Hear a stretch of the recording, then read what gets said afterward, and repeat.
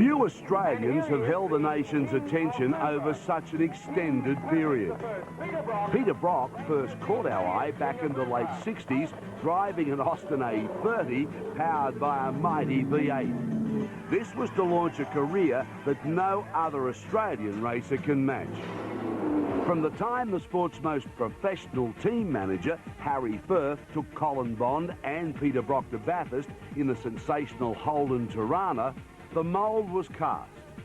Firth, the genius tactician, Brock, the quickest gun around.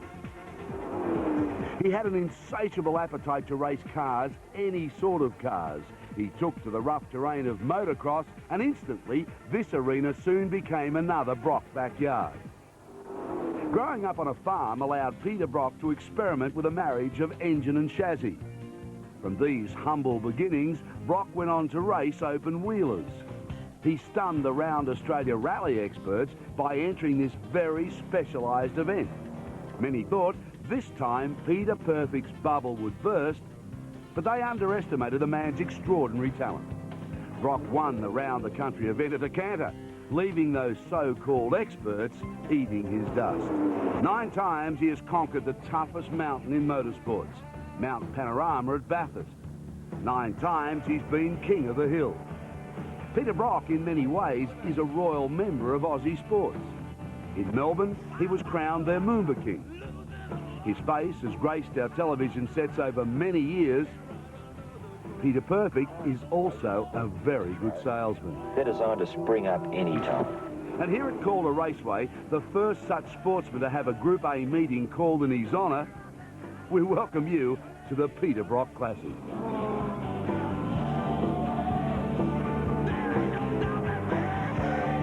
And welcome to Melbourne's Calder Park. What a fantastic complex it is. Of course, the Thunderdome, a major part of that. And then inside the little amphitheatre here, you've got 2 racetracks. Now, the sunshine, something we haven't seen in Sydney for a long, long time. It appears it's been raining there forever. Now, as you can see, we're in the middle of the afternoon, beautiful sunny skies. Tonight, though, everything's going to change. Big crowd heading out from Melbourne. For the first time ever, the V8's under lights. The richest touring car race anywhere in Australia, over $300,000 in prizes. So a lot of firsts, Alan Jones, and I think a very exciting concept. Well, it's certainly building up that way, Daz, that's for sure. I mean, this circuit really it's going to produce some close racing with some long straights. It's very hard on brakes, and it'll be very hard to get away because as the times have indicated so far, they're very, very close. We've got 0.1 of a second separating about 9 cars, so it looks good for a real good close race. What about the future of V8s under lights? Do you think this perhaps could be a forerunner? Well, I think so. I mean, I spoke to everybody earlier this morning and they all enjoyed it. They said the pit stops and everything looked absolutely fantastic. The discs were glowing and the flames were coming out of the exhaust, and I mean, even the drivers were excited about it. One driver very excited about it is Peter Brock, because not only does Peter Brock have this meeting named after him, he sits on the pole position. Brocky, a lot of innovations in this race, but for you, the excitement must be a little bit more than for most drivers, I imagine. Yes, it's a very interesting feeling inside, actually. Gratitude, I suppose, to advantage for the putting it all on, putting it together, and a certain humbling sort of feeling because you think, everyone turn around, my name's there, and well, I just suppose from my point of view, I'd like to put on a good show for the spectators and for the viewers, and hope they go away with a, feeling that it was all worthwhile. Do you think the other drivers will allow you some concessions in this? You wonder about that. You wonder if they're going to give you a concession because they figure, oh, the poor old bloke doesn't know what he's doing, give him a night. All they're going to say is, no way. Brocky, we're going to give you the toughest time of your life, and I suspect the latter. Yeah, no doubt about it. Be a very proud man. He has got pole. Yeah, from his new young teammate, Craig Lowndes. Hardly anything at all. HRT front row. That's pretty interesting. Behind them, Glenn Seton. And Skippy Parsons from Tasmania. Driving your old car. Yeah, good luck to him. Larry Perkins. And Wayne Gardner. A nice old ding-dong battle from those two off the grid. Diggy Johnson. And John Bow, 2 teammates. So there you go. It's pretty evenly balanced, isn't it, as you look down at the top runners. And then we've got Neil Crompton, Mark Scaife back in the Winfield car. Yeah, Mark driving the Gibson Motorsport car, but in the Winfield colours. All right, so there they are, 01505. That's where he's lined up on the grid. There'll be a gap somewhere between 4 and 7 seconds after the lights turn. 25 laps, distance 58 kilometres. This is the first race. No pit stop in this one, only in the second race. His first dash to the corner. Craig Lowndes, Peter Brock on the front row. Glenn Seton, David Parsons sits behind him. And Great start by Glenn and Parsons, look. Look at that, the two Bridgestone cars off the line as they head down to the first corner. Have a look at this. Oh, look at Larry Perkins. Oh, muscles and hustles his way in. Larry Perkins, what about that? Now, Jazz, this is racing. This is what the crowd come to see. This is good stuff. Listen to those V8s down into the first corner. And is that Wayne Gardner? Because there's a Coca-Cola car just screamed around the outside. It was almost like a Bathurst start. Unbelievable. This is fantastic. If those 2 litres are supercars, 2 super touring cars, these are super touring cars. All right. Larry. Oh, and one round, that's Johnny Bow. Johnny Bow onto the grass, gets it back on the track. Stone motherless last. Yeah, well, he won't be a happy chappy, as our little English friend would say. Oh, boy, oh, boy. Oh, dear. Hello. Now, that's a Seton Falcon. I can only hope that it's not Glenn after Bathurst, because there's a front missing off one of the Seton Falcons. Oh, boy. Can you believe this? They'll have to pick it up. Let's come back to the action up front. The Coca-Cola cars have made a great start off the line. No doubt about that. That was a long way round the outside, and they took it. No, well, that's Glenn bleeding from Larry. So that was obviously David Parsons that had a bit of contact with Bowie. Yeah, and that's Crompton in third place. So Crompton was the one that made the blind of the start for the Coca-Cola team. So Glenn Seton has just burst out of the pack. Larry Perkins, what about the hustle and muscle he put on? Well, I mean, these cars are so close now, Daz. I mean, really, they're separated by tenths of seconds from 1 to 13 on the grid, and it makes for very close, exciting racing. Look at this. What about the sound of the V8s here at Calder? They are just echoing around this natural amphitheatre. Here's Larry Perkins, his point of view. I tell you, looking at this, I'm not real happy sitting up here. He's sweating on the palms, AJ. Have a look at Larry Perkins at work. Comes down this main straight, chasing Glenn Seton. Have a listen to the car. 265 kilometres an hour down here, Larry's doing.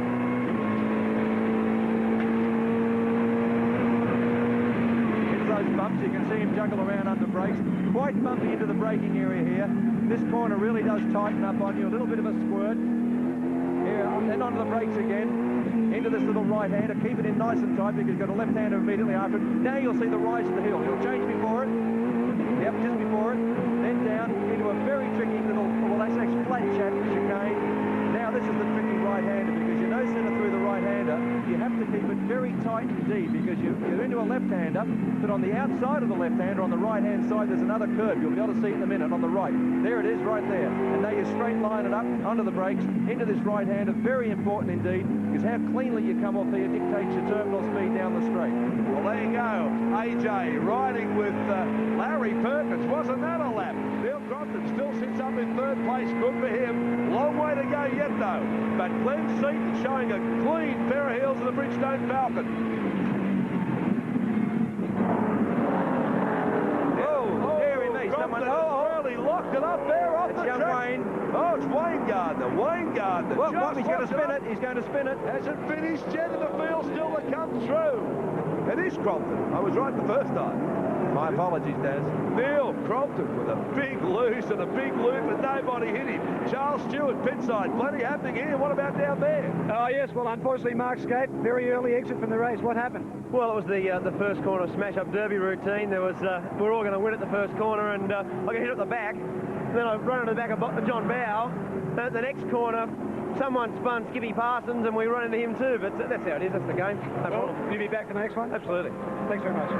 He has had a dreadful year, Mark Scape, hasn't he? I mean, nothing has gone right for him. Well, it's the nature of the game, Daz. It's mechanical, it's man-made, and there's people driving it. So, you know, the variables are, you know, they're there. What about that lose? Wow, I mean, the loop the circuit, nobody hit him.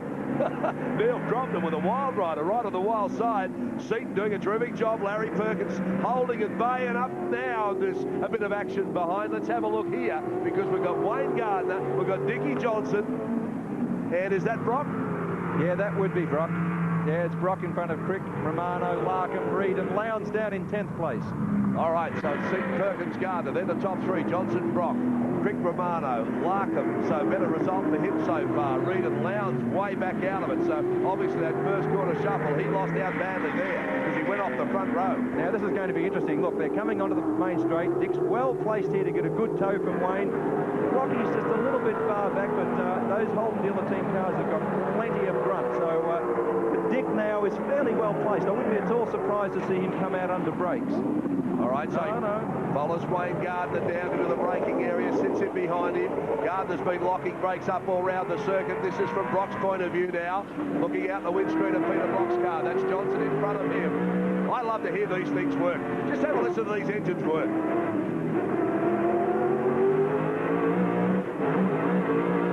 You can hear the revs go up then as he went over the brow of the hill. It just, I mean, that's the sort of thing that can really, if you're not very careful, can wreck an engine. But I tell you what, hello, something's wrong with Dick, but Wayne's definitely not suffering in the horsepower department because Dick was right behind him going into the main straight, well placed for a good tow, but it couldn't make any impression on him. Alan Heafy, the engineer for the team, was very confident these cars would go well. He was happy with the setup, and he said the latter part of the season for the Coke team has been terrific. Now, Brocky's really well placed for a tow. So Brock now tucks in behind Dick Johnson, right up under the bumper bar, down this long straight at Calder. Gardner can see the action. Brock now, wait for him to pop out, doesn't do it. Now he decides to go up on the inside.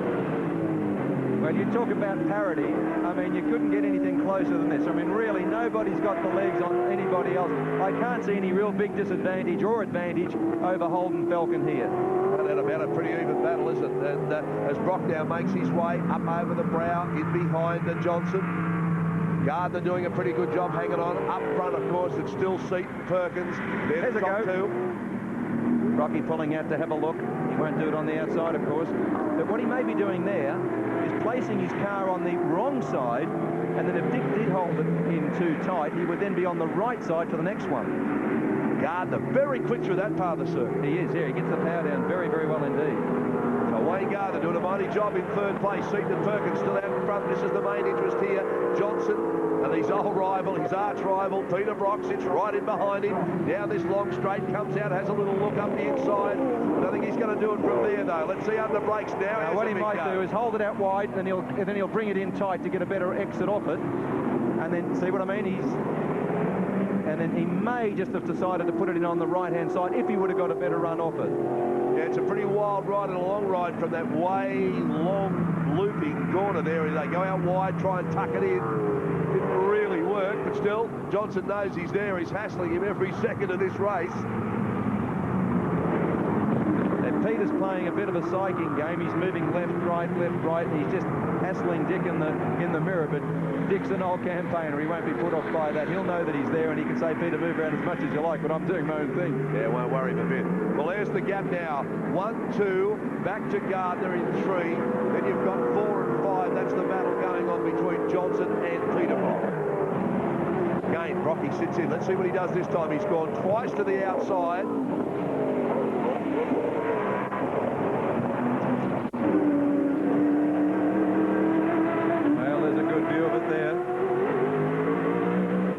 A good view of it there. Recapping the top runners for you: Seton, Perkins, Gardner, Johnson, Brock. 17 laps to go. Brock's point of view.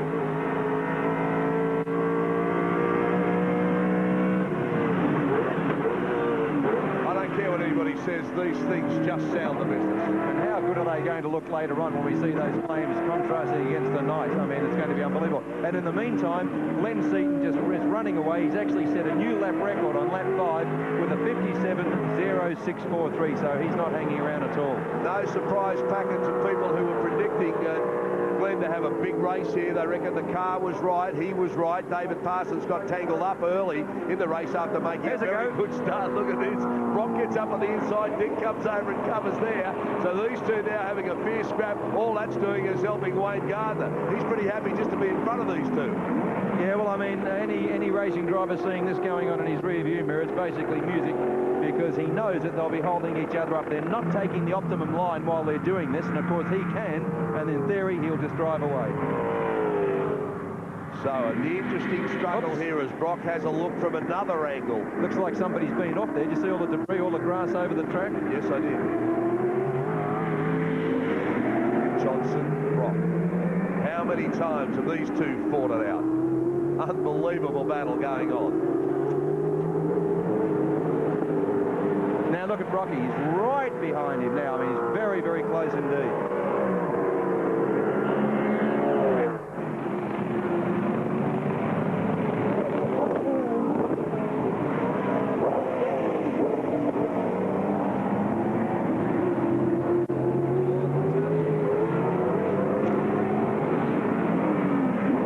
Got him. So Peter Brock now. Peter Brock has gone past Dick Johnson as they scream their way around this little circuit. I tell you what, there's two big straights and a couple of wiggly bits in between, but they're absolutely flying, these cars.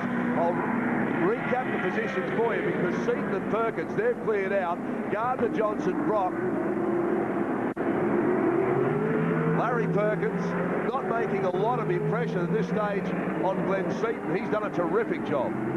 Tell you what is interesting, Daz, is that the amount that Brocky's pulled out since he got past Dick, I mean, in the space of one lap, I would say he's pulled a second on him. This is typical of Peter. He does actually have a tendency to sit back a little bit, look after his equipment and tyres, and he always seems to come on very, very strong halfway through a race. Wayne Gardner now comes back onto the main straight. He's got Peter Brock sitting right up behind him. Johnson's whacked the lights on now, and as you can see, Brock trying desperately to get hold of the back of Wayne Gardner.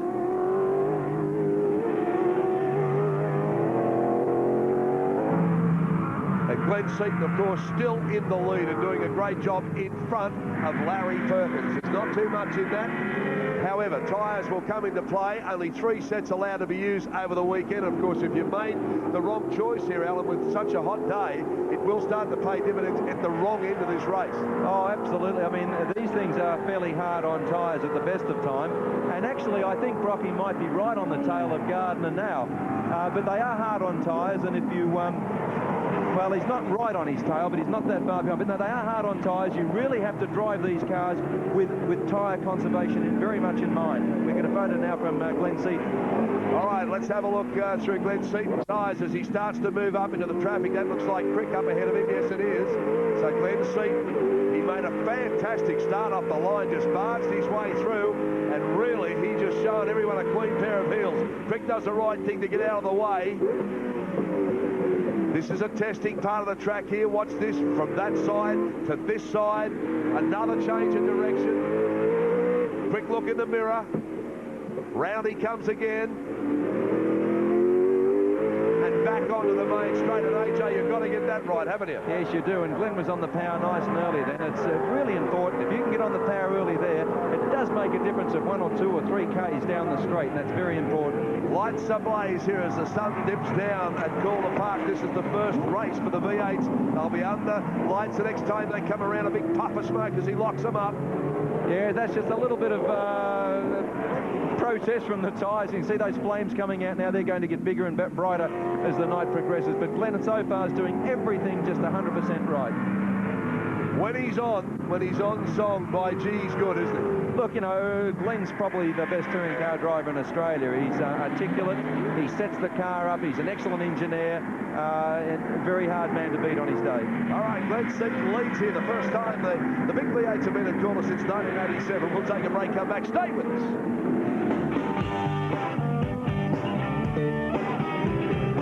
Stick at the Mo works here shortly. You can see him, he's definitely making a lot of ground on them. Yeah, no doubt about that. And when he's been doing this for a lot of the season, hasn't he? Like, he waits till the tyres start to play in and then really trumps it.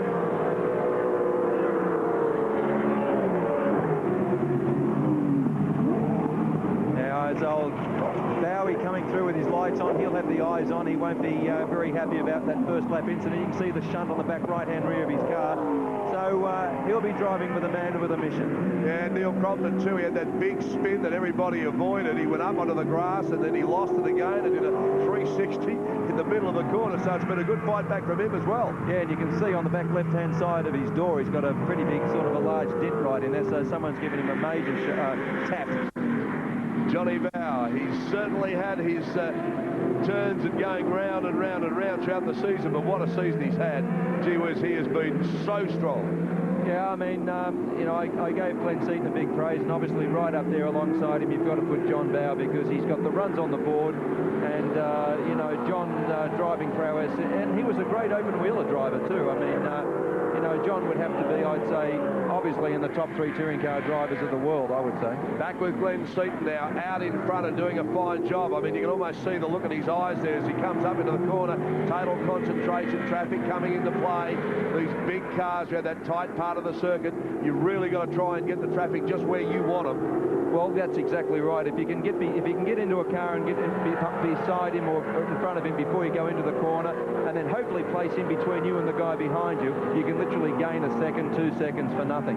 Glenn does a lot of miles here at Calder. He comes here quite a lot to bed discs and componentry in, and because Calder wasn't a designated race circuit, by that I mean the rules of the touring cars were that you weren't allowed to go testing on a circuit that was in the round before the round came up. Because Calder was never used as a round, a lot of people used to come here and do a bit of testing, and Glenn was one of them, and also the whole dealer team come here quite a lot.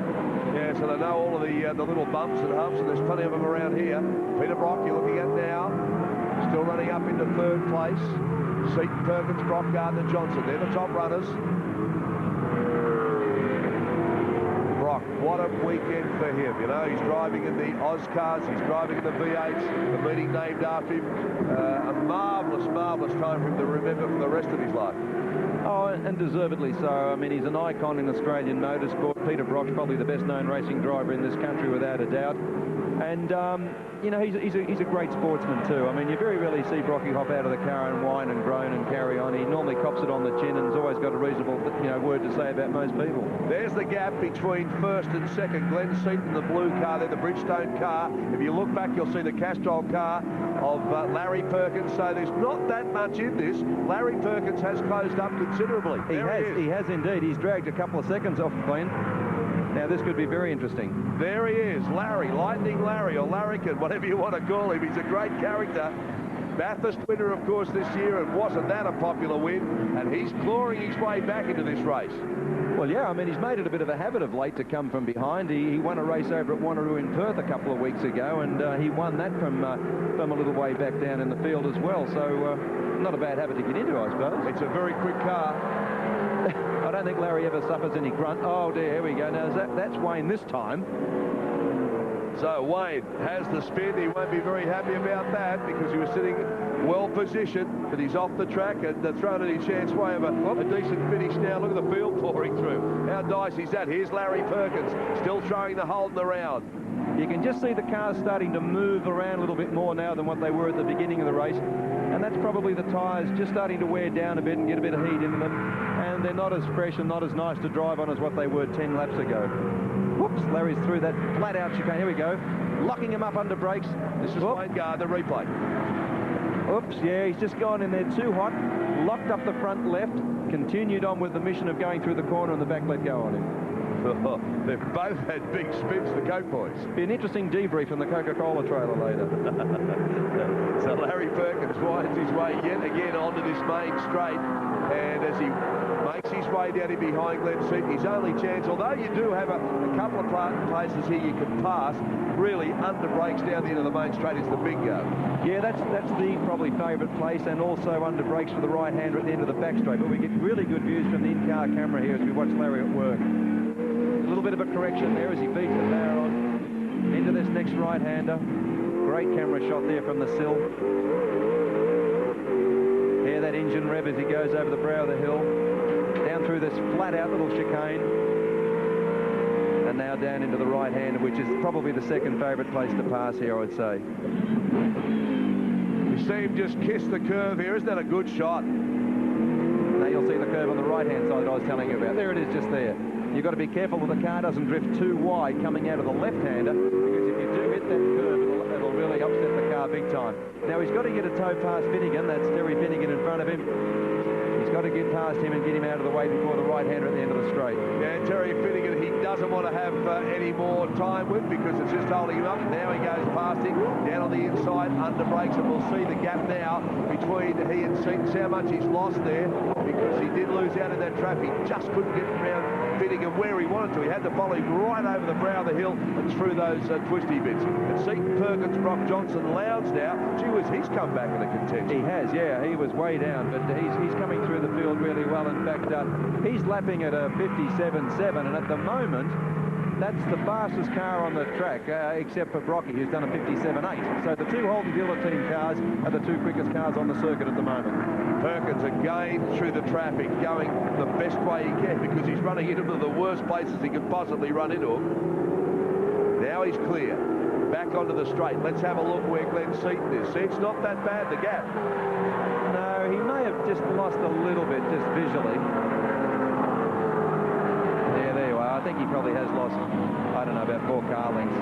And what have we got? I think we're on the 23rd lap now, so I would think the likelihood of him doing any damage to Glenn is all over. Glenn would know that now, and he'd be just driving his car accordingly to bring it home. Now, AJ, in the second race, there has to be a compulsory pit stop. They've got to change a set of tyres.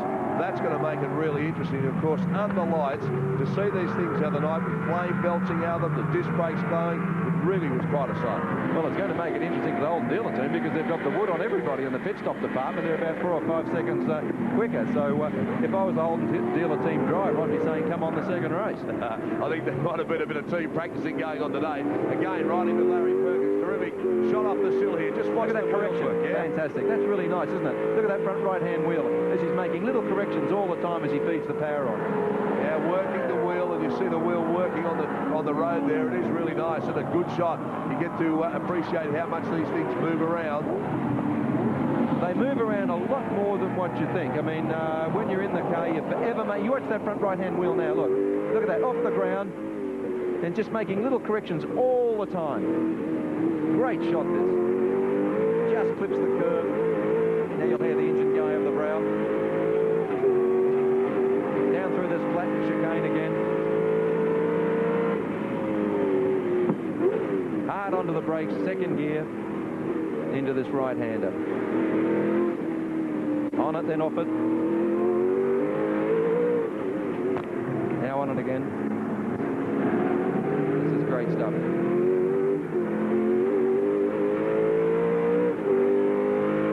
Now up through the gears to 265 kilometres an hour. Wonderful pictures there, and that's just how delicate you've got to drive a car that's this big, this powerful. Well, they're actually a lot more sensitive. I mean, they are a fairly big, heavy car. They're 1,350 kilos. Some of them ranging from 575 to 600 horsepower. But they're a lot more sensitive to drive than what they look. So Glenn Seton now in the very pretty red, white and blue Bridgestone car saying thank you to the company that supported him for so many years. Done a terrific job for Bridgestone, Glenn Seton. He's been with them as long as I can remember. Yeah, and he's done a great job for them, and they've done a great job for him. I mean, it's been a fabulous marriage, really, between the two of them. But, you know, Glenn is one of these guys that always comes along with an immaculately prepared car and will always give a sponsor good value for money, because that's the kind of guy he is. Cool as ice behind the wheel, and he'll be smiling secretly himself now as he rolls it back on the main straight. He'll take the checkered flag. Larry Perkins in behind him. Wasn't much in the end. He just couldn't make that gap up, though. It was too far. Glenn Seton for Bridgestone wins it for Falcon. Larry Perkins comes second for Holden. Peter Brock will be in third in another Holden. Then it's Johnson in the Ford and Lowndes with a terrific drive to fight his way back, followed home by John Bow. Well, a great performance from Seton. I won't forget that start for a while. Wow, the two of them just come off the line.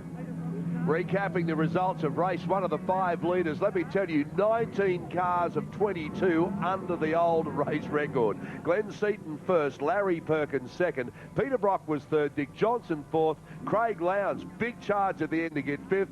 Johnny Bow came back with a fighting finish to take 6th spot.